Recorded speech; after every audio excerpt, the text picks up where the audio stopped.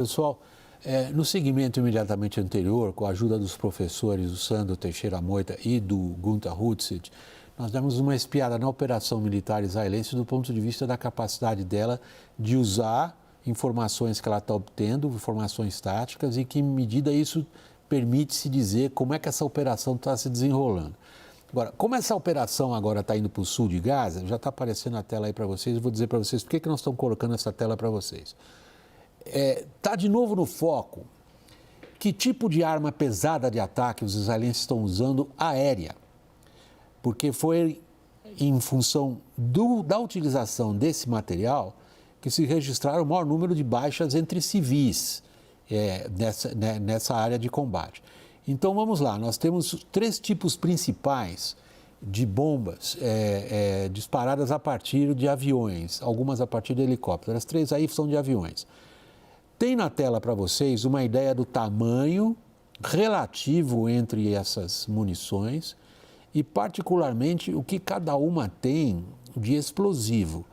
Vejam, a primeira delas, que é a mais poderosa, é uma bomba pesadíssima, uma bomba, como se diz, de 2.000 libras, que isso se fala lá fora no vocabulário anglo-saxão, eles falam em libras. Nós traduzimos para vocês, a parte explosiva dela tem 500 quilos de explosivo. Depois vocês vão ter um gráfico mostrando o que acontece quando aquilo explode no chão. A segundo tipo de arma usada, disparada por aviões israelenses, também é uma bomba de alta precisão. Todas elas foram adaptadas com equipamento, sobretudo GPS, para levá-las a uma, digamos, capacidade de 1 metro do alvo pretendido. E a terceira é um pouco mais leve, ainda assim é uma carga explosiva considerável. Vamos então para a segunda tela. O que acontece quando isso acerta o chão? É um pouquinho difícil de vocês entenderem o gráfico inicialmente, vou ajudar vocês. Isso aí, na verdade, olhem bem para o centro, tá? E imaginem que é ali que houve o impacto daquela munição que vocês viram na tela anterior. Quanto maior for esse arco a partir do centro, mais se propagou a força destrutiva dessa munição.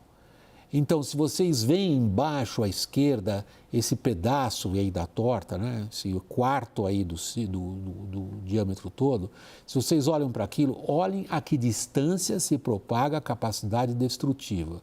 Chega a quase 400 metros. Para quem gosta de esporte, um campo de futebol tem 120. Então, vocês estão vendo que é mais do que 2 campos de futebol aonde se dá o grande potencial destrutivo desse tipo de munição. Isso aí jogado dentro de uma cidade, vocês têm aí digamos, uma expressão gráfica bastante eloquente do que acontece com a população civil quando esse tipo de munição é jogada em cima de áreas habitadas tão densamente como é o caso de Gaza. Tem uma comparação que eu quero mostrar na próxima tela para vocês, que tem apenas o intuito histórico, pessoal. Sobretudo aqueles entre vocês que acompanham a história militar, têm uma boa informação sobre a Segunda Guerra Mundial.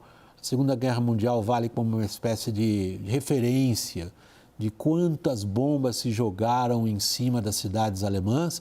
O programa de bombardeio por tapete foi particularmente usado pelos aliados na Segunda Guerra Mundial, sobretudo a partir de 1942. E aí uma comparação feita por um insuspeito, o jornal Financial Times no caso, quanto que foi destruído, por exemplo, ali em Hamburg.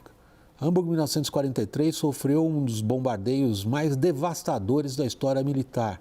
Se criou um ciclone de fogo no qual a cidade foi praticamente torrada. 75% dos edifícios foram derrubados. A gente tem Köln, Colônia, outra cidade muito atacada pelos bombardeiros aliados na Segunda Guerra Mundial. Estou falando de bombardeios ao longo de 3 anos, 61%. Temos Dresden, o bombardeio de Dresden em fevereiro de 1945, vale até hoje, é uma polêmica enorme se foi um crime de guerra. Vejam Gaza, tem 68% dela está destruída em pouco mais de um mês, se vocês quiserem. Sandra, a pergunta é, quão efetivo tem sido esse arsenal israelense? William, a gente vai ter que olhar essa pergunta por 2 lados. Se esse bombardeio aéreo, essa campanha aérea, e especialmente nos primeiros dias que ela foi ainda mais intensa, foram 6.000 ataques em 6 dias, um ritmo muito superior até ao americano no Afeganistão, ela estava tentando preparar o campo de batalha para a incursão terrestre. E ali havia claramente o intento das IDF de devastar o campo de batalha, modelar o campo de batalha para permitir a entrada das forças terrestres sem algum tipo de edificação que fosse utilizada pelo Hamas e os outros grupos para resistir às IDF, para que eles pudessem atacar diretamente os túneis com as unidades de engenharia. Entretanto, isso tem um custo político enorme, porque você tira a população, você causa deslocamento populacional, você fere pessoas e você mata pessoas. Então, lembro até aqui as declarações recentes, tanto do Antony Blinken, secretário de Estado, quanto do secretário de Defesa, o Lloyd Austin, falando sobre a questão de que Israel tem que saber modelar a campanha, moderar a campanha, para evitar mais mortes de civis palestinos, porque senão uma vitória tática se torna uma derrota estratégica. Gunter. Bom, como o Sandro colocou, Israel atacou e atacou furiosamente, porque queria inclusive também passar um recado para qualquer outro grupo. Se nos atacarmos, nós vamos fazer isso, com qualquer um.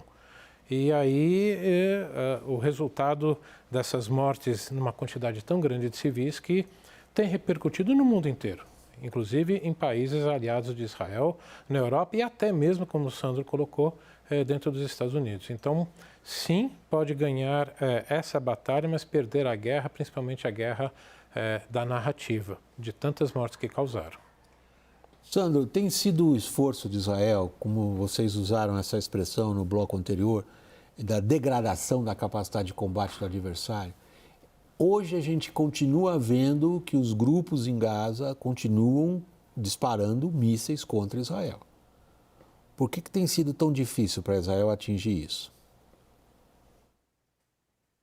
Bom, William, além do fato de que esses grupos pulverizaram muito seus arsenais, e quando eu falo pulverizaram, pulverizaram mesmo. Você tem imagens de, inclusive, quartos de crianças guardando 2 a 3 a 4 foguetes, que podem ser preparados e lançados contra Israel em questão de minutos. Você tem alas de instalações que eram da ONU e foram tomadas por esses grupos, guardando pequenos arsenais, nunca grandes arsenais, porque a chave que esses grupos entenderam com as campanhas anteriores de Israel é um grande depósito de armas, quando Israel acerta, aquelas armas são perdidas. Então, a chave para resistir ao poderio aéreo israelense é pulverizar o armamento.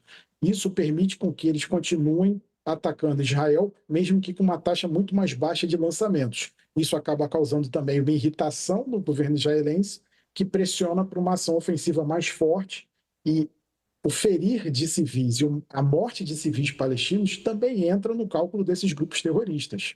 Então, há que se considerar isso. Eles contam com uma reação israelense forte para que esses civis sejam mortos, e isso entre também naquilo que o Gunter muito bem indicou, que é a questão da narrativa. E nessa narrativa, Israel tem que, a todo momento, responder, ou seja, acaba ficando na defensiva para poder demonstrar alguma capacidade de estar procurando limitar as baixas.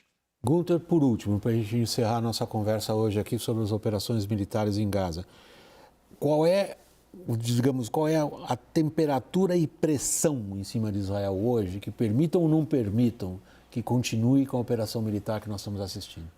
Eles vão continuar, custe o que custar, para realmente tentar eliminar o Hamas.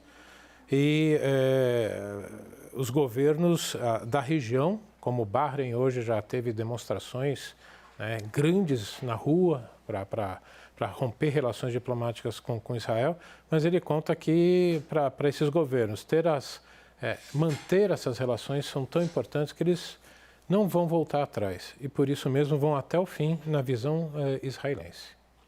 Gunter, começando por você, meu agradecimento pela participação, meu boa noite. Gunter Hutzit, professor de Relações Internacionais na SPM. Quero dar meu boa noite e agradecer igualmente ao Sandro Teixeira Moita, professor de Ciências Militares da Escola de Comando do Estado-Maior do Exército. Obrigado, Sandro. Boa noite. Boa noite mais uma vez, Gunter.